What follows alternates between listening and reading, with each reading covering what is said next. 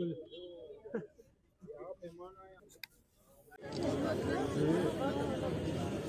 मैं कह रहा पता नहीं कहाँ चला गया, तो वो पता लगा कि वो एक साथ ही है।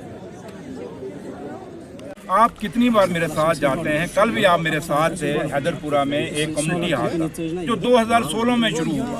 5 करोड़ वहाँ पैसा लग गया, वो बिल्डिंग आज तक अधूरी। मैं नाटीपुरा में गया, वहाँ हाउसिंग की एक कम्युनिटी हॉल है, वहाँ पे 2 करोड़ रुपया खर्चा हो गया और वो भी 2018 में काम शुरू हुआ, आज तक वो पूरा नहीं हुआ, वो लटका हुआ है। मैं गुहामा में गया गांधरबल में, वहाँ एक गुहामा ब्रिज है, कब से वो ब्रिज लटका हुआ है, पड़ा हुआ है। कितने ब्रिजेस, कितनी सड़कें, कितनी बिल्डिंग, चाहे हॉस्पिटल, बेमिना हॉस्पिटल देख लीजिए, बिल्डिंग कब से बन रही है। आप स्कीम्स की बिल्डिंग देख लीजिए, कुपवाड़ा में आप देख लीजिए कितनी बिल्डिंग्स हैं। मतलब कि चाहे वो जम्मू कश्मीर, आप कश्मीर की बात करें एज ए सूबे की, आप जम्मू की बात करें एज ए सूबे की, दोनों प्रोविंसेस की बात करें। चलो लद्दाख तो हमसे दूर है, उनको मुबारक, क्योंकि उन्होंने बड़े ढोल बजा के उसमें यूटी लिया, तो उनको यूटी मिल गया। आप पता नहीं क्यों दुखी हैं, आप तो खुश होना चाहिए जब उतने ढोल बजाए, क्योंकि वो कह रहे थे जम्मू कश्मीर को हमने बर्बाद कर दिया। भाई वो अगर बर्बाद कर दिया, आज भी तो आपका सब कुछ LG देखें कौन, DG देखें कौन, सब कुछ, आज तो आपको कौन सा कोई मिल गया, वही तो इसलिए मैंने कहा कि जहाँ तक ताल्लुक है, जब आपके पास LG साहब आते हैं, और आज सबसे बड़ी बदनसीबी हमारी है, आप बीजेपी मत कहें, आप सुनील शर्मा साहब आज की डेट में LOP नहीं है। सुनील शर्मा साहब भैया आज की डेट में राजभवन के स्पोक्समैन हैं। हम जो बात LG साहब से सवाल करते हैं या पिछले 11 सालों का सवाल करते हैं बीजेपी और PDP को, तो सुनील शर्मा साहब उस 11 साल के स्पोक्समैन बन के आते हैं। इसका मतलब राजभवन के स्पोक्समैन भी वो हैं और PDP के और बीजेपी के अलायंस के भी स्पोक्समैन वो हैं। तो फिर कहाँ से PDP हमें सवाल, और जो सवाल हमें PDP और बीजेपी पूछती है, ठीक आपने पूछा भैया, वो तो दोनों पूछेंगे। क्यों? क्योंकि वो भी अलायंस में है, उनका अलायंस था और वो अलायंस आज भी बरकरार है। एक दिन बयान जो सुनील शर्मा साहब देते हैं वही बयान दूसरे दिन महबा जी देती हैं, तीसरे दिन वही बयान सजाद लोन साहब देते हैं, चौथे दिन वही बयान दूसरा कोई लीडर जो A, B, C, D में जो हैं बीजेपी की जम्मू कश्मीर के अंदर, जिन्होंने हम मिल के हमारे जम्मू कश्मीर का स्टेट का दर्जा तोड़ के UT बनाया, तो वही लोग तो मिल के पूछते हैं सवाल। इसलिए मैं आपसे कहूँगा, क्योंकि मुझे और उमर अब्दुल्ला सरकार को और जम्मू कश्मीर की आवाम को आप लोगों से बहुत तवक्को है। आप हमें 1 साल, हमें 5 साल का आपने मैंडेट दिया है। 5 साल के बाद आप हमें एक सवाल पूछिए। जैसे मैं आज खड़ा हूँ, मेरा लीडर डॉक्टर फारूक अब्दुल्ला साहब और जनाब उमर अब्दुल्ला साहब दोनों बैठेंगे, पूरी कैबिनेट बैठेगी और आप सबको बुलाएंगे और वहाँ बताएंगे इलेक्शन लड़ने के जाने से पहले कि हमने 5 साल में क्या क्या किया। अपना एक हाथ में मैनिफेस्टो की कॉपी रखेंगे, एक हाथ में हम वो जो काम किए होंगे वो भी रखेंगे और एक गले में टांग के रखेंगे वो काम जो अधूरे 11 साल के बीजेपी, PDP और LG सरकार के दौर में रहे, वो भी पूरे हम करेंगे। इतना बड़ा एजेंडा हम लेके चल रहे हैं, इसलिए आप हमें छोटा मत करिए आंकड़े की। और मैं आपसे बार बार कहूँगा, आप बहुत सीनियर लोग हैं, बहुत तजुर्बा है, बड़ी मुश्किलों और मुसीबतों में आपने ये कलम बचा के रखी है, ये आवाज़ प्रेस की बचा के रखी है, इसलिए आप कभी हमें सवाल उनको पूछिए। अच्छा, सुनील शर्मा साहब को पूछिए, डेली वेजर 11 साल में क्यों नहीं पक्के हुए, अपना खेलो रैबरे खेल क्यों नहीं पक्के हुए, रैबरे ज़रात क्यों नहीं हुए, रैबरे जंगलात क्यों नहीं हुए, उन्हीं को पूछ लीजिए। ये SPO क्यों नहीं पक्के हुए, उनको पूछिए। ये आपके फायर वाले क्यों नहीं पक्के हुए, उनको पूछिए। जो सब इंस्पेक्टर का घोटाला हुआ था रिक्रूटमेंट पर, वो घोटाला जितनी भी रिक्रूटमेंट हैं जो पिछले 11 सालों में हुई, चाहे वो PDP और BJP के दौर में हुई, चाहे वो LG सरकार के दौर में हुई, उसमें जो घोटाले हुए, जो वो इंक्वायरी हैं, उनकी रिपोर्ट आज तक क्यों नहीं आई।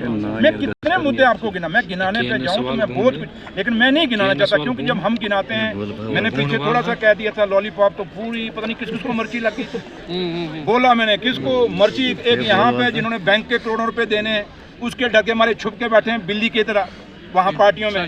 हिम्मत है तो आप बोले ना, 11 साल का हिसाब मैं उसको भी बोलूंगा, बोले ना आगे, क्यों नहीं बोलता। सुनिए, चलिए मैं आपको बोलता हूँ, सवाल पूछा जवाब सुनिए, क्योंकि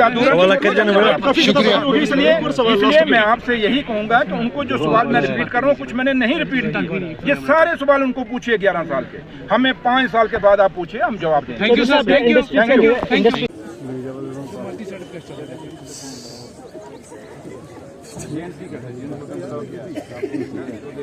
मैंने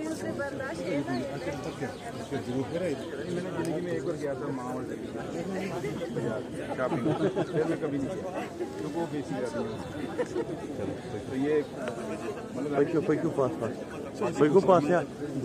कहीं मौका नहीं मिलता, लेकिन एक ऐसा प्लेटफॉर्म आके उनको एक मौका मिलता है कि वो अपने और लोग उसको खरीदते यहाँ पे ये चलेगा, पूरा बाजार चलेगा, चंद रोज चलेगा और लोग देखेंगे और इसमें से इन लोगों की सेल भी होगी। और जिन लोगों ने ये मेहनत की, मैंने एक दो लोगों को पूछा, कहीं ने शॉल टाइप बनाया था, मैंने पूछा कितने महीने लगे, कहते 3 महीने लगे इसको बनाने में। इसी तरीके से बड़ी अच्छी अच्छी हैं। एक मैडम है, मेरी बहन है, उसने मुझे अपने हाथों से बनाया हुआ भगवान कृष्ण जी का फोटोग्राफ भी दिया, आपने देखा होगा।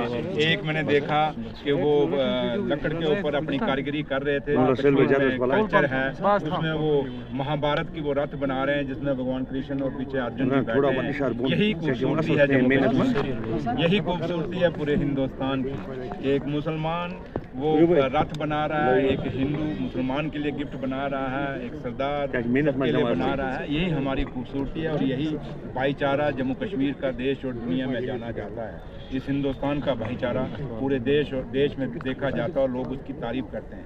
इसलिए ये जो आज ये गांधी बाजार लगा है और मुझे उम्मीद है कि हमारे ये लोग जो आर्टिस्ट हैं इनको फ़ायदा होगा, ये लोग जो बुनकर हैं इनको फ़ायदा होगा और जो प्रोडक्ट ये बना रहे हैं इनको एक मौका यहाँ से मिलेगा। और the heart of the city Srinagar है और जब आप लोग यहाँ सब आए हैं तो आपके माध्यम से पूरे शहर को पता चलेगा, दूर दराज पूरी वैली को पता चलेगा कि हमारे यहाँ एक गांधी बाजार लगा हुआ है। और मैं आप लोगों के माध्यम से कश्मीर की आवाम से अपील करूँगा कि आप यहाँ पे इस गांधी बाजार में आइए। ये यहाँ पे लगा हुआ है, कश्मीर हट में लगा हुआ है सेक्रेटरीट के अपोजिट, और इन लोगों का हौसला बढ़ाइए। अगर ये लोग हम इन लोगों का प्रोडक्ट नहीं खरीदेंगे, हम बाहर के लोगों के प्रोडक्ट खरीदेंगे, विदेशों को खरीदेंगे और अपने लोगों का जब नहीं खरीदेंगे तो ये हमारी एक विरासत है, एक हेरिटेज है, ये ख़त्म हो जाएगी। और ये जिंदा तभी रहेगी जब हमारे लोग, क्योंकि थोड़ा सा प्रोडक्ट, अब आम गरीब आदमी तो ये प्रोडक्ट ले नहीं सकता, मिडिल क्लास वाला ले नहीं सकता, लेकिन जो अमीर लोग हैं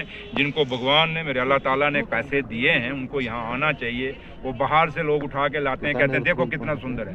मैं कहता हूँ उससे कई दर्जे ये सुंदर है हमारा हेरिटेज। इसलिए उम्मीद करेंगे आप लोगों के जरिए से उन लोग जो आप हमें मुझे देख रहे हैं, सुन रहे हैं, कि वो आएंगे यहाँ पे और इन लोगों का हौसला भी बढ़ाएंगे और ये लोगों के प्रोडक्ट भी खरीदेंगे, जिससे इनकी माली हालत भी ठीक होगी। और मेरा डिपार्टमेंट जो JK PTO जो ये कर रहा है और जो मिनिस्ट्री ऑफ टेक्सटाइल्स के जो ऑफिसरान यहाँ पे आए हैं जो ये पूरी कोशिश कर रहे हैं, इनको भी हौसला मिलेगा जब ये लोग यहाँ आके इस मेले की शोभा। क्योंकि 1 साल गुजर गया आपकी सरकार को, लेकिन जब promises that you made to the public that remains stuck in the files। Kashmir हाट में अभी हम हैं, क्योंकि आप कश्मीर आर्ट की बात करें, हेरिटेज की बात करें, इसके राइट साइड अगर आप देखेंगे एक हेरिटेज बाजार है। तकरीबन 75 शॉप्स में से 69 बंद है। और अगर आप देखेंगे वो जंगल का मंजर वहाँ पेश कर रहा है। एक सवाल ये है। दूसरा सवाल ये है कि दूसरा सवाल सर मेरा दूसरा मेरा ये सवाल है कि इंटरनेशनल एग्जीबिशन दिल्ली में शुरू हो रहा है, वहाँ पे आर्टिजन्स कह रहे हैं कि हमसे 50,000 फीस ली जा रही है, हालांकि गवर्नमेंट ऑफ इंडिया में वो हमें फ्री है। तो थोड़ा सा इसकी भी वजाहत करें। ये ऑफिसर सुन रहे हैं, ये आपकी बात ये सुन रहे हैं, ये आपको जवाब जरूर देंगे। और जो